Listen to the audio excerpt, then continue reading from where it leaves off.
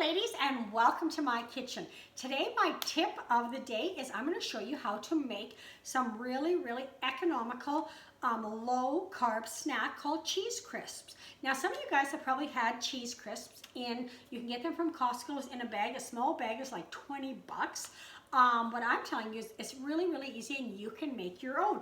All you need to do is grab yourself some cheese. Now I prefer to use cheese in a block, not the pre-grated stuff. Now the reason I don't use the pre-grated stuff is if you've ever noticed when you grate your own, like it kind of like starts clumping together and stuff like that, where the ones in the store never clump together. That's because they've coated it with stuff and like flour or something like that, and we don't need that extra carbs in our life, so I don't use the pre-grated stuff. But when cheese blocks go on sale, or sometimes even short dated cheese will go on sale, this is perfect for cheese crisps. All you do is grab these blocks, throw them in the freezer, and whenever you're ready to make your cheese crisps, all you have to do then is thaw them out and grate them. So today I have, I'm just going to my teapot here. I have already grated some Monterey Jack here that has jalapenos in it for a little bitey of a snack. Over here I have, and I've already put some in the oven and brought some out, but I've had some with some Parmesan cheese and some cheddar grated together and mixed up. And these ones, for something different, I have toasted sesame seeds, let them cool, and then I've added them to my grated old cheddar, just for something kind of different. I have preheated my oven to 425 degrees, and it takes anywhere from 8 to 12 minutes depending on your oven. And then all I do literally is just grab a clump like this. You don't want to make it too big of a clump. They do not have to like be stuck together or anything like that. Because actually as it heats up, it's going to spread out and make a chip. So you can just kind of like pile it on there like I'm doing that. Maybe I'll move this over so you can actually see what I'm doing. Any kind of scoop or spoon will work. Again, you just kind of push it over. I'm kind of interested to try these ones. I've seen these ones on Facebook with sesame seeds. So I thought some extra toasty goodness in there. Huh? And if you spill some like that, just push them all together, make some little lumps. And you definitely, like I said, you definitely want to spread them out because they are going to, as soon as that heat hits them, they are going to melt. Into one kind of a big long blob, so you don't want them all together. I imagine if they do go together, you could maybe take a pizza cutter or something and cut them apart. So there we go. So we've got our cheese on the parchment paper. Again, it's at 425, 8 to 12 minutes or whatever.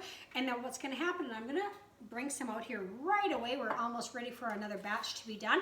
But these ones are on my cooling rack, and as you can see, they have spread out quite a bit.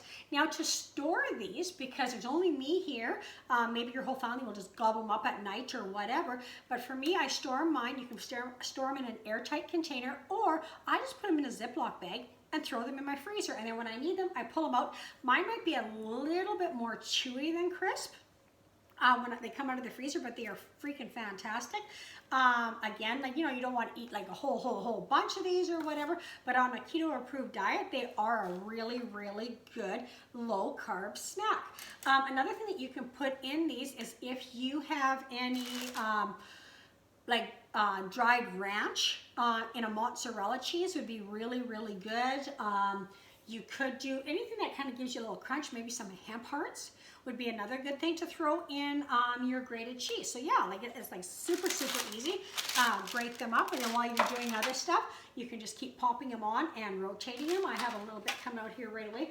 The other thing is when you first take them out of the oven, you're going to notice different cheeses have a lot more oil than other cheese. Don't worry about that. Just take the cheese off and let it go. I'm just going to move these over just a little bit. These are smaller ones. I actually put them in a bottom of a muffin tin. They worked out not bad. I do find the parchment paper ones a little bit easier because these ones you had to wait until they cooled. And then you have to kind of like dig them out a little bit with a knife. You do not spray your parchment paper, and you do not spray your muffin tins though, because there is so much oil already in cheese that it's going to come out. So that's not going to do anything for that.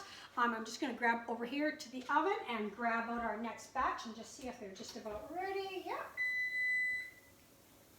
So I'll just bring these out, and you are going to see, like I said, a fair amount of oil at first coming out of these.